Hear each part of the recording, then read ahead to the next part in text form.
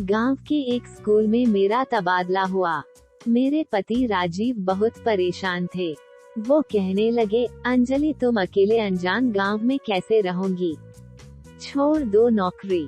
मैंने उन्हें समझाते हुए कहा, आपको पता है मुझे कितनी मुश्किल से ये सरकारी नौकरी मिली है। 2 या 3 साल में ट्रांसफर ले लेंगे। तुम्हें पता है मुझे बच्चों को पढ़ाना कितना अच्छा लगता है। मैं सब संभाल लूंगी। राजीव को किसी तरह समझा तो दिया, लेकिन मैं खुद अंदर से डर रही थी। शहर की बात और है, नए गांव में रहना, वहां नौकरी करना, लेकिन कुछ कर भी नहीं सकते थे, इसलिए चुपचाप सामान पैक कर लिया। राजीव ने कहा, अंजलि मैं भी तुम्हारे साथ चलूंगा, वहां 1-2 दिन रुककर तुम्हें सेटल करके वापस आ जाऊंगा। मैं इस बात से बहुत खुश थी कि चलो 2-3 दिन ही सही, ये मेरे साथ होंगे तो डर कुछ कम लगेगा। सुबह की ट्रेन पकड़कर हम गांव के लिए निकल गए। ट्रेन से उतरकर बस लेनी होती है, जो कि गांव से 3 किलोमीटर पर उतार देती है। वहां से कोई तांगा लेना होगा। ट्रेन तक तो ठीक था, लेकिन गांव जाने वाली बस में तो बुरा हाल हो गया।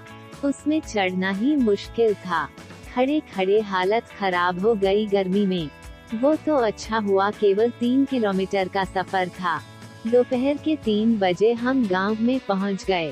सीधे स्कूल गए। वहां जाकर देखा तो छुट्टी हो चुकी थी।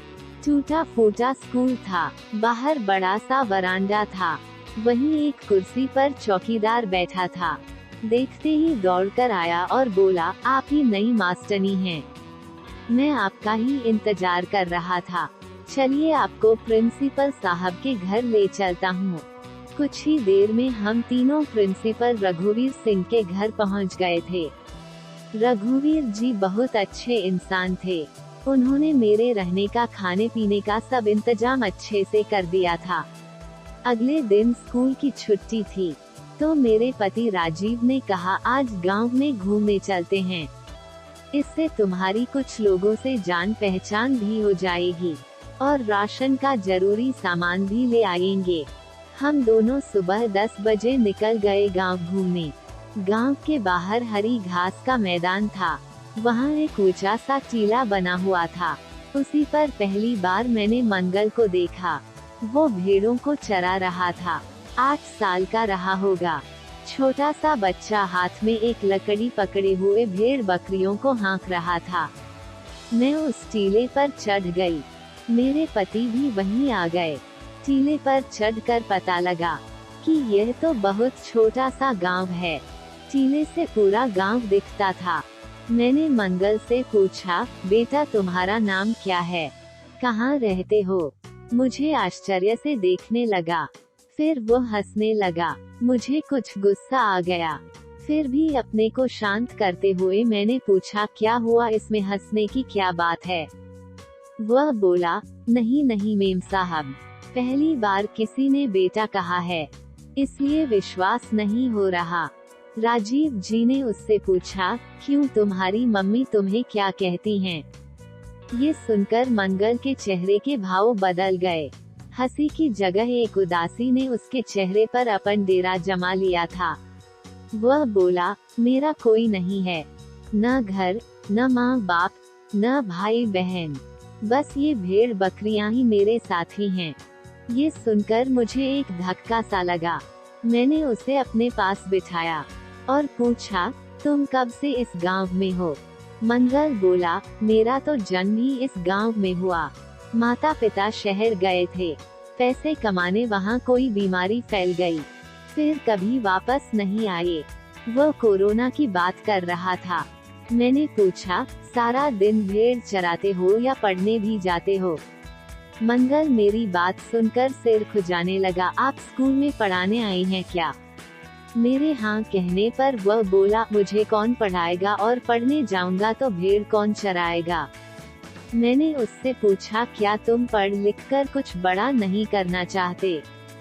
वह बोला, पहले तो पेट भरने के बारे में सोचना पड़ता है, बाकी चीजें तो बाद में आती हैं। मैं उसकी बात से बहुत प्रभावित हो रही थी। कि कैसा लड़का है, बेफिक्र, अपने आप में मस्त, जैसे इसे दुनिया से कोई मतलब नहीं है। मैं और राजीव चुपचाप अपने घर वापस आ गए। अगले दिन राजीव को वापस लौटना था, तो मैं उदास थी। उन्हें बस अड्डे तक छोड़ने जा रहे थे, तभी मंगल आ गया। वह बोला, लाइए मैं आपका सामान ले चलता हूँ। मैंने कहा, नहीं बेटे, तुम क्यों परेशान हो रहे हो, हम ले जाएंगे। मेरे पति राजीव ने भी इस बात का समर्थन किया। मंगल ने जिद करके सामान ले लिया और साथ चलने लगा। चलते चलते उसने कहा, पहली बार किसी ने मुझे बेटा कहा है। चाचा आप जाओ, चाची जी को कोई दिक्कत नहीं होगी, मैं इनका ध्यान रखूंगा। अचानक से एक नया रिश्ता सुनकर हम दोनों हंसने लगे। बाद में गांव में रहते रहते मुझे पता लगा, यहाँ हर इंसान एक दूसरे को किसी न किसी रिश्ते से बुलाता है, जैसे ताऊ, ताई, चाचा, चाची। मैं स्कूल में पढ़ाने जाती, तब मंगल भेड़ चराने जाता था। वहाँ से आने के बाद मेरे पास आ जाता, मैं उसे खाना खिला देती थी। शाम को मुझे गांव से सारा सामान ला देता था। रात को वह चला जाता था। मैंने उसे कई बार रुकने को कहा कि खाना खाकर चले जाना, लेकिन वह रुकता नहीं था। एक दिन मैंने मंगल से कहा, दोपहर को मुझसे पढ़ा करो, कुछ सीख जाओगे तो मैं तुम्हारा नाम स्कूल में लिखवा दूंगी, भेड़ों का भी कुछ इंतजाम कर लेंगे। मंगल ने पढ़ना शुरू कर दिया। मैंने उसके अंदर एक बात देखी कि वह हर चीज को एक ही बार में सीख जाता था। उसे सब कुछ बहुत जल्दी याद हो जाता था। एक दिन मैंने मंगल से कहा, मैंने बात कर ली है, तुम्हारा नाम स्कूल में लिखवा रही हूँ, तुम यहीं रहना मेरे पास, भेड़ चराना बंद कर दो, तुम्हारे खाने पीने रहने का सब मैं देख लूंगी, तुम बस पढ़ने पर ध्यान दो। मेरी बात सुनकर वह एक आज्ञाकारी बेटे की तरह हाँ हाँ करता रहा। मंगल मेरा बहुत ध्यान रखता था। वह पढ़ने लगा। क्लास में सबसे ज्यादा नंबर मंगल के ही आते थे। इसी तरह 3 साल बीत गए। मेरा तबादला होना था। मैंने मंगल को सारी बात बताई, तो वह रोने लगा। बोला, चाची मुझे भी अपने साथ ले चलो। मैंने कहा, तुम यहाँ मन लगा कर पढ़ना, मैंने तुम्हारा सब इंतजाम कर दिया है। इसी घर में रहना, घर का किराया, खाना पीना, सब इंतजाम के लिए पैसे हर महीने प्रिंसिपल साहब से ले लेना, मैं उन्हें मनी ऑर्डर भेजती रहूंगी।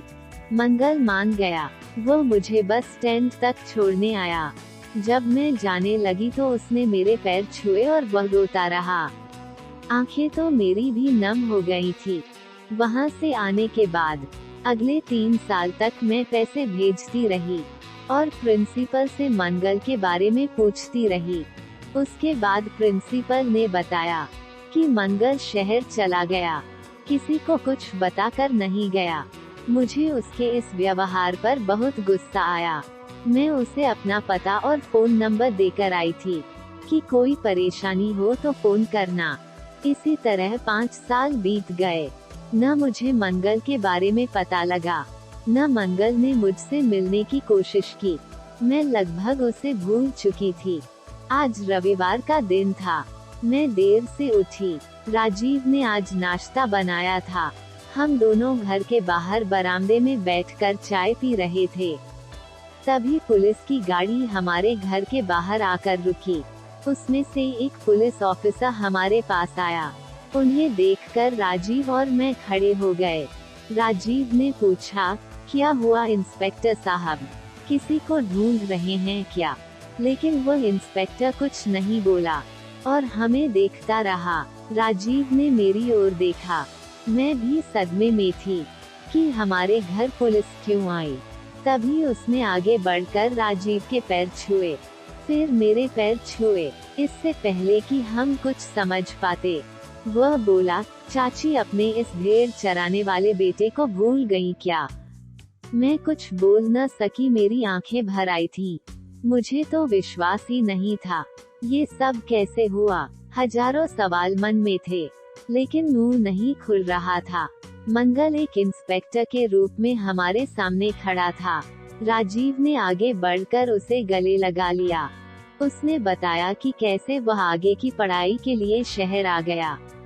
यहाँ वह काम भी करता और पढ़ता भी था। इसी तरह पढ़ते पढ़ते उसने ग्रेजुएशन पूरी कर ली। अभी 2 दिन पहले ही उसकी नौकरी लगी है। वह सबसे पहले ये खबर सुनाने हमारे पास आया था। मुझे मंगल को देखकर बहुत खुशी हुई। मेरे जिद करने पर वह हमारे साथ ही रहने लगा। 6 महीने बाद मैंने एक अच्छी सी लड़की देखकर उसकी शादी करा दी। दोस्तों, अगर ये मेरी कहानी आपको पसंद आए तो लाइक शेयर सब्सक्राइब जरूर करें। धन्यवाद दोस्तों।